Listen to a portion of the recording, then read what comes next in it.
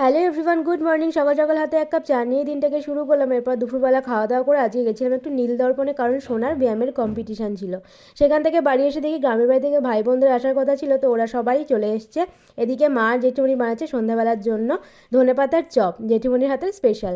সেটা নিয়ে আমরা ছাদে গেছিলাম। ছাদে গিয়ে ওখানে বসে বসে গল্প করতে করতে সন্ধ্যাবেলার টিফিনটা এনজয় করলাম। এটা বছরের আমার প্রথম পিকনিক হচ্ছে, তাও আবার ভাই বোনদের সাথে। বেশ মজা হচ্ছিল। আর পিকনিক হবে মানে একটু নাচ গানও কিন্তু সাথে হবে।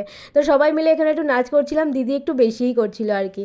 তারপর চলে গেলাম রান্নার পার্টে। এখানে আমি একটু আলুগুলো ভাজছিলাম। পুরো রান্নাটা কিন্তু আমি বানাইনি, পুরো রান্নাটা বানিয়েছে আমার বোনের হাজব্যান্ড রাজু, কারণ রান্নাটা কিন্তু ও বেশ ভালোই বানায়। অলরেডি কিন্তু মাংসটা বেশ অনেকটা কষানো হয়ে গেছে। আমরা হাসি ঠাট্টা মজা আনন্দ করে তারপর বসলাম খাওয়া দাওয়া করতে। খাওয়া দাওয়ার মেনুতে একটু সিম্পলি রেখেছি, কারণ বেশি মেনু করতে গেলে আবার আনন্দ করা হয় না। মেনুতে ছিল ভাত, চিকেন, স্যালাড, চাটনি, শেষ পাতে ছিল মিষ্টি। আজকে সারাদিনটা তো বেশ আনন্দ মজার সঙ্গে কাটলো। তো আজকের মতো টাটা, থ্যাঙ্কস ফর ওয়াচিং।